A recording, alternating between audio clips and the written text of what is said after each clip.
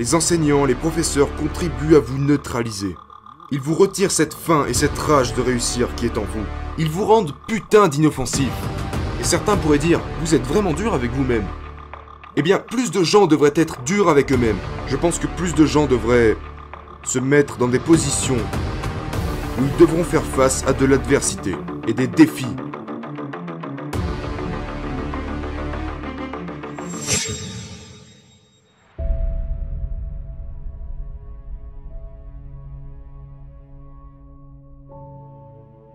Comment exploitez-vous la peur, les ténèbres, les préjugés, toutes ces choses pour en faire quelque chose de positif et puissant?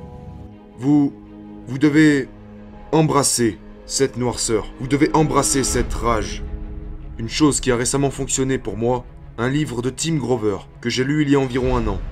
Et dans les 2 ou 3 premiers chapitres, Tim parle de la façon dont il travaillait avec Dwayne Wade, pour l'aider à faire son comeback et être meilleur que jamais.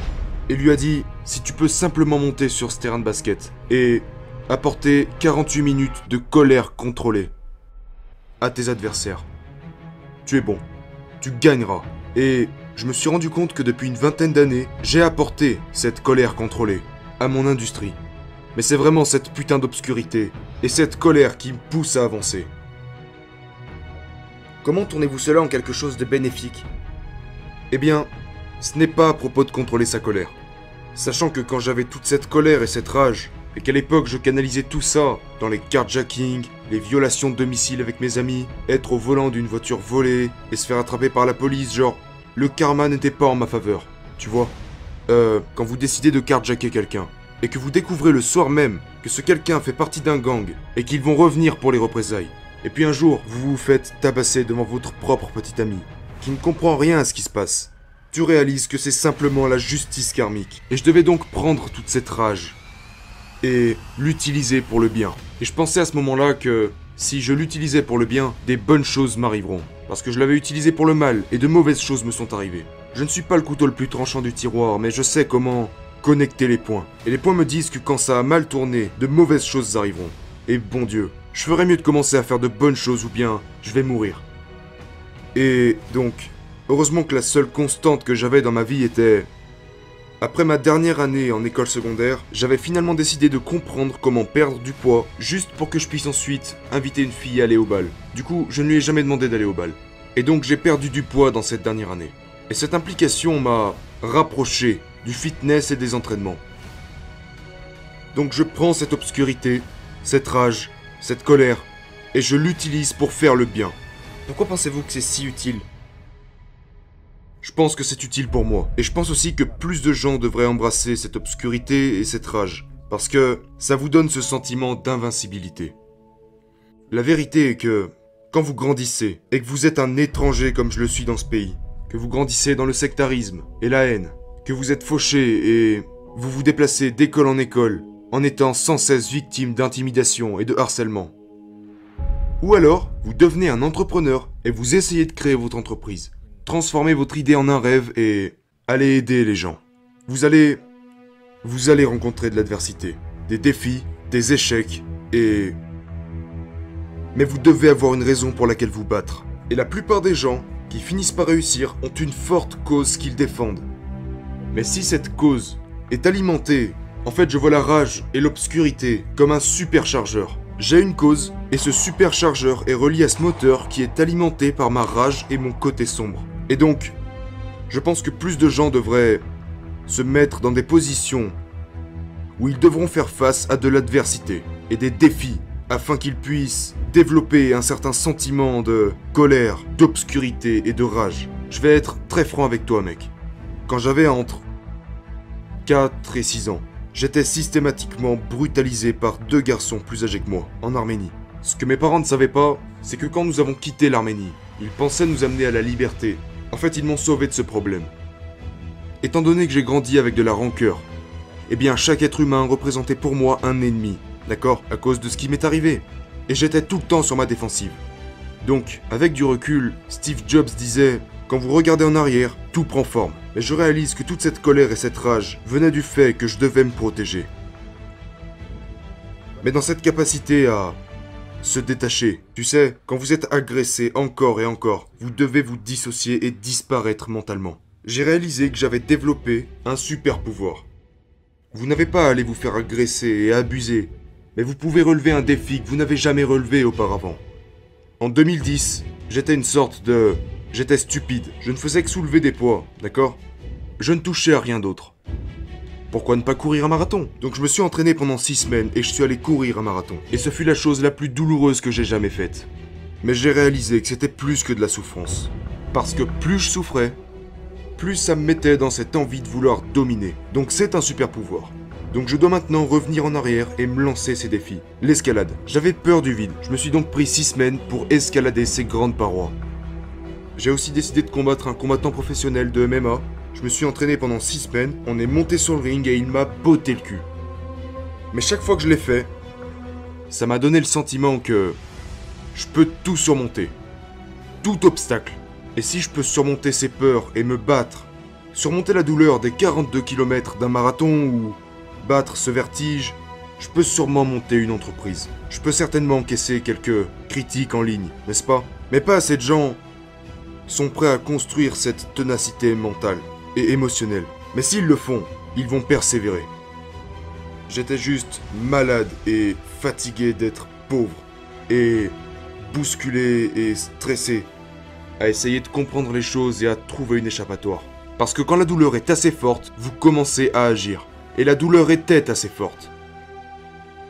Quand nous sommes arrivés en Amérique, nous étions, d'après ce que je voyais, complètement fauchés. Parce qu'on manquait toujours d'argent bien avant les fins de mois. Nous avons décidé, tu sais, qu'est-ce qu'on choisit? L'électricité ou le gaz? Parce que certains mois, nous ne pouvions même pas payer les deux. Et, tu sais, être fauché, c'est être sans argent. Être pauvre, ça concerne l'esprit. Ça vient de l'esprit. Et on se disait que l'argent était pour les riches, que l'argent revenait aux Américains, pour ceux qui sont nés là-bas, qui sont allés à l'université. C'est comme ça que j'ai grandi. Et plus tard, Jim Franco m'a appris que... Et tu sais quoi? Tu ne peux pas vivre dans la pauvreté indéfiniment. Tu ne peux pas. Tu dois vivre en abondance. Tu dois simplement comprendre que les gens veulent juste une solution à leurs problèmes. Et qu'ils s'en foutent de ta couleur de peau, de ton niveau d'éducation. Ils veulent une solution à leurs problèmes. Donc il m'a enseigné... En fait, il a dû briser tous ces vieux schémas que j'avais. Tu vois? Quels étaient ces vieux schémas? Des schémas qui disaient que l'argent est pour les blancs et pas pour les étrangers. Vous le pensez vraiment? Ouais, parce que c'était comme ça. Parce qu'à chaque fois que nous sommes allés chercher nos tickets de ration alimentaire, il n'y avait que des étrangers. Il n'y avait pas de blancs dans la file d'attente. Du moins pas dans les parties de Santa Ana où j'ai vécu. Et donc, je pensais que l'argent était pour les gens qui nous disaient « Barrez-vous, retourne dans ton putain de pays ». Et ça aussi, ça m'a donné de la rancœur. Contre eux. Et donc, je suppose que j'ai prouvé une sorte de racisme inversé envers l'Amérique blanche, tu vois. Maintenant, je me rends compte sans raison apparente qu'il y a tout le temps quelques idiots dans chaque culture. Un autre schéma négatif que j'avais était d'être fier d'être un col bleu, un ouvrier, comme mon père. Et il disait toujours que le travail, c'est la santé. Et je crois aussi que c'est le cas. Mais le fait est qu'il y avait tellement d'emplois, genre facteur, employé de station-service, assistant dans des pizzerias. Et donc, à cause de cet état d'esprit, les cols bleus, les ouvriers, nous avons toujours eu cette mentalité d'ouvrier. Et j'étais fier d'être un ouvrier. C'est un des schémas que Jim a dû briser. Il m'a dit « Mec, ne sois pas un col bleu, sois un col blanc. N'utilise pas la pelle, vends la pelle. » Je n'avais jamais entendu cette phrase auparavant. J'étais ce gars qui était fier de pouvoir creuser un trou plus profond que toi, une tranchée plus profonde. Je pourrais toujours être meilleur que toi, mais c'est dans les affaires que se trouve l'argent. Et pour briser ces croyances limitantes que j'avais, ça a demandé un travail colossal. Et tout d'un coup, j'ai réalisé que je n'étais plus pauvre d'esprit. Peut-être que je vais à nouveau faire faillite, mais je vais beaucoup mieux maintenant. Je peux prendre une ou deux mauvaises décisions avec mon argent ou dans mes investissements et finir par me retrouver fauché à nouveau, mais je ne serai plus jamais pauvre. Et je sais comment sortir d'une faillite parce que je sais comment ajouter de la valeur à une société, comment résoudre des problèmes en échange d'argent. Je ne serai plus jamais pauvre. Être pauvre, c'est avoir un état d'esprit qui fait que vous vous sentez hors de contrôle, insuffisant. Fier d'être un ouvrier. Personne ne devrait être fier d'être un ouvrier. C'est terminé ça. Tu as un cerveau. Trouve une solution à un problème pour laquelle les gens seront prêts à te payer. Et mets-la en avant. Comme tant de gens viennent vers vous, Je sais qu'ils viennent vers moi quand j'ai une excellente idée. Et un jour, je vais le faire. Quel est ce jour? J'étais ce gars, genre, j'ai cette super idée et un jour, je la réaliserai. Et Jim me disait, mais quel est ce jour? Je lui disais toujours, un jour, je vais ouvrir un gymnase. Mais quel est ce jour? Il me disait, as-tu une date? Non. Ça aussi, il a dû le briser. Cette habitude d'être un procrastinateur.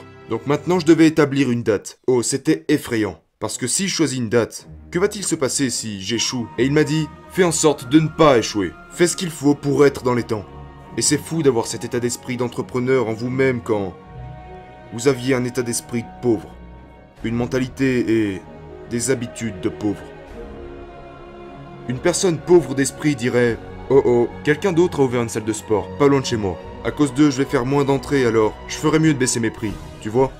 Une personne riche d'esprit dirait « Oh, quelqu'un d'autre a ouvert un gymnase en face du mien? Alors je dois rendre de meilleurs services, les surpasser et avoir une meilleure pub que la leur. » D'accord? Donc la personne soucieuse pense toujours que le ciel s'écroule. Avec cette faible mentalité de « Oh mon Dieu, si Trump est élu, nous sommes tous foutus. » Genre « Oh mon Dieu, si Hillary entre au pouvoir, nous sommes tous foutus. » Je me fous de savoir qui est élu président. Parce que je contrôle ma propre économie. Et cette économie peut s'effondrer, se reconstruire, retomber. Je trouverai toujours un moyen. Comme Tony Robbins le dit, je suis préparé à l'hiver, sans même m'en rendre compte. Et donc, plus de gens doivent avoir un état d'esprit abondant. Par exemple, si l'économie s'effondre, c'est là que je dois apporter plus de valeur. Et créer ce niveau d'importance. Si la concurrence se présente, je dois la mettre hors compétition, les surpasser, être meilleur à tous les niveaux, au lieu de leur léguer la place et mourir. Une autre chose importante est de ne pas aller chercher à cohabiter avec vos semblables. En d'autres termes, si mon père était venu dans le sud de la Californie, au lieu de vivre à Santa Ana, Anaheim, Garden Grove, par là-bas, ou même déménager à Glendale, là où il y a tout un tas d'Arméniens, nous n'aurions pas prospéré de la même manière parce que j'hallucine quand je vois ces immigrants qui viennent dans ce pays aux États-Unis pour aller dans la petite Italie, la petite Arménie. Foutez le camp de ces endroits. Allez dans la vraie Amérique blanche. Apprenez leur langage. Assimilez. Comprenez leur culture. Genre, fondez-vous dans les putains de fibres de ce pays. Parce que quand vous le faites, la vie devient de plus en plus facile. C'est quand vous restez dans votre propre culture que vous avez un handicap. Vous êtes aux États-Unis. Je veux dire qu'il y a littéralement une petite Arménie à Glendale. Mais n'y allez pas! Et je pourrais recevoir des messages de haine à ce propos. Parce que même si j'adore cette culture, je ne vais pas y prêter attention car l'économie s'est construite en dehors de cette culture arménienne. Elle s'est construite dans cette culture. Et donc, la principale chose consiste à se mettre dans une position où vous allez prospérer. Et pas là où c'est confortable. Je crois que je suis doué pour certaines choses. Et je suis bon pour créer des entreprises de fitness parce que je suis passionné par le fitness. J'étais un enfant obèse. Le sport a changé ma vie. Et donc je veux aider plus de gens dans ce domaine. Et donc, chaque fois que j'essaie de sortir de ma zone de prédilection qui est le fitness, ou le business du sport, si j'essaye de créer un tunnel de vente, ou de diffuser une annonce Facebook, éditer des vidéos, j'opère en dehors de ma zone de prédilection. Et donc j'ai appris très rapidement qu'il n'y a que 5% des choses que nous faisons qui ont un réel impact. Nous finissons par faire beaucoup de choses. Comme la plupart des entrepreneurs, ils finissent par écrire leur bulletin de paye, calculer leurs propres taxes et mettre en place leurs propres tunnels, et annonces, et campagnes. Pourquoi? Parce que c'est facile, c'est du copier-coller, mais on s'en fout. Ce n'est pas là-dedans que vous allez exceller. Vous pouvez embaucher quelqu'un et vous détacher de tout ça. Et j'ai rapidement réalisé que je pouvais externaliser 95% des choses. Les choses banales, afin que je puisse me concentrer sur les choses concrètes. Les 5% qui me concernent consistent à déléguer, motiver et vendre. Et plus je vais déléguer, plus je pourrai motiver mon équipe et mes partenaires commerciaux et mes clients d'acheter, d'utiliser et d'acheter à nouveau. C'est une meilleure méthode. Donc c'est déléguer, motiver, vendre. Et beaucoup plus de gens devraient vraiment opérer dans leur zone de prédilection. Et juste externaliser tout le reste. Et quand vous le faites, la vie devient beaucoup plus facile. Terminez ce que vous commencez. Tu sais, il ne va rien se passer tant que tu n'as pas terminé. Tout le monde a une super idée. Je vais gagner des millions, tout le monde va aimer. Mon gars, rien ne se passera tant que tu n'auras pas donné vie à cette idée. J'adore l'environnement du coaching parce que il n'y a qu'à travers un cours que je peux transmettre ce sentiment d'intensité. d'obligation et de devoir. J'ai vraiment l'impression d'avoir cette obligation d'atteindre mon plein potentiel. Pour deux raisons. Premièrement, je sens que Dieu, ou quoi que ce soit, a déposé un super pouvoir en chacun de nous. Et nous faisons de ce super pouvoir un échec si à notre mort nous n'avons pas atteint ce plein potentiel. Deuxièmement, quel putain d'exemple vais-je donner à mes enfants? Tu vois, ils n'auront jamais à se dire « Papa a choisi d'emprunter le chemin de la facilité plutôt que celui de la difficulté », même si c'est ce que j'ai fait quand j'étais plus jeune. Dans ces courses-poursuites avec les flics, je n'emprunterai plus jamais le chemin de la facilité. J'emprunterai toujours les chemins difficiles. C'est un bien meilleur choix. Je crois que nous devons tous être des avions de chasse. Mais nous sommes ensuite neutralisés par nos parents, nos grands-parents, à cause de ces putains de filtres qu'ils ont, de leur propre vision de la vie, des expériences qu'ils ont eues. Ensuite, il y a les enseignants qui vous disent « Vous devez avoir vos diplômes. Donc allez à l'université, trouvez un travail. » Allez à l'université? N'allez pas à l'université. Aujourd'hui, n'allez pas à l'université. C'est la pire chose que vous pourriez faire. Sauf si vous voulez être médecin ou avocat, comptable ou... Tu sais, à part ça, n'allez pas à l'université. Vous pouvez faire beaucoup plus dans la vie sans aller à l'université. Et encore une fois, les enseignants, les professeurs contribuent à vous neutraliser. Ils vous retirent cette faim et cette rage de réussir qui est en vous. Ils vous rendent putain d'inoffensifs. D'accord. Et maintenant, vous êtes juste faible. Je ne veux pas prendre trop de risques. Je veux vivre une bonne vie. Et donc, vous ne sortirez jamais de la moyenne et de la médiocrité. C'est de la faiblesse. Pourtant, tout le monde a à l'intérieur cette faim. L'avion de chasse qui est en vous n'a pas disparu. Il a été supprimé. Vous avez été neutralisé. Et donc la société, les parents, quiconque, ont établi des normes pour que vous jouiez en toute sécurité. Pour que vous ne preniez aucun risque pour ne jamais perdre. Mais peu importe si vous perdez. Tant que vous ne mourrez pas, vous pouvez revenir immédiatement. Et donc pour être un gagnant, vous devez juste être déterminé, obsédé sans relâche, à parvenir à un résultat face à toute adversité. Le perdant est quelqu'un qui cherche toujours le chemin le plus facile, l'échappatoire. Et j'avais ces habitudes de perdant. Le perdant est celui qui appuie sur le bouton snooze tous les jours parce qu'il préfère dormir 10 minutes supplémentaires plutôt que se lever et dominer sa journée. Chaque matin, sur ma table de nuit, il y a 2 piles de dominos alignées. Au bout de la première pile, il est écrit « Tu es un perdant ». Et au bout de la deuxième, il est écrit « Tu es un gagnant ». Si j'appuie sur le bouton snooze, je pousse le premier domino de la pile du perdant. Ce qui veut dire que le reste de ma journée sera minable. Et avec cette mentalité, je vais jamais appuyer sur ce bouton de répétition. Plus jamais. Parce que je me suis vendu à l'idée que lorsque j'appuie sur ce bouton, je deviens un perdant. Un moins que rien. Genre, ma journée est destinée à être merdique. Et certains pourraient dire, vous êtes vraiment dur avec vous-même. Eh bien, plus de gens devraient être durs avec eux-mêmes. Parce que nous nous mettons dans une bulle où on quitte le chemin de la discipline. Soyez durs avec vous-même. Trouvez et gardez cette discipline. Personne ne l'a fait pour moi. Quand je suis arrivé dans ce pays, c'était comme, allez, démerde-toi. Ou alors on me disait, ne prends pas de risques et trouve un bon travail. Allez vous faire foutre. Je suis devenu celui que je voulais être. Soyez un avion de chasse. Allez au combat tous les jours. Prenez des risques. Et c'est ce que fait un gagnant. Le perdant est installé dans sa petite vie routinière. Et c'est putain d'ennuyeux. La raison pour laquelle je me réveille à 5h du matin. Sans jamais toucher le bouton snooze. Avec un rituel matinal de prendre une douche, boire un verre d'eau, un café, ma boisson protéinée, d'aller jouer avec Cookie, mon chien, puis de m'asseoir dans mon canapé, en regardant littéralement sur mon iPhone quelles sont les 3 choses que je dois faire ce matin. C'est mes 5% qui auront un impact. Et puis je pose mon iPhone à l'envers, en mode silencieux, et je l'éloigne de moi. C'est mon rituel. Et donc personnellement, je fais ma liste la veille pour dominer ma matinée. C'est la même putain de routine. Mais c'est une super routine. Parce que chaque jour est un défi. L'entraînement est un défi. Mon travail est un défi. J'arrive dans mon entreprise et un nouveau défi se présente. Nous devrons faire face à différents problèmes. J'avais constamment des problèmes du tiers-monde. Pas d'argent, pas d'opportunités, pas d'espoir. Très rapidement, j'ai réalisé que quand on dit « il est temps de devenir un homme », il s'agit vraiment d'arrêter de se trouver des excuses, de prendre le contrôle de sa situation et de réaliser son potentiel. Et je savais que j'avais ce potentiel pour construire une grande marque, une franchise pour laquelle je pourrais aider des millions de personnes chaque jour partout dans le monde. Et c'est si bon de se réveiller et de faire ça chaque jour. Mais pour cela, je devais devenir un leader efficace. Tout d'abord, je devais me discipliner. Ensuite, arrêter d'être un hypocrite. J'ai dû apprendre à communiquer et à donner des commentaires sans avoir à me demander si j'avais leur permission. Je devais avoir une vision claire. Où va mon entreprise? Combien d'emplacements je veux? Comment et quand est-ce qu'on va y arriver? Je n'avais pas ça. Mais une fois encore, la plupart des gens se sentent comme « Ouais, je pense qu'il y a quelque chose de grand en moi, mais je ne veux pas l'explorer. Je veux jouer prudemment. Je veux rester dans ma zone de confort. » Mais nous n'aurions pas été envoyés sur cette planète si nous n'avions pas cette grande chose à accomplir.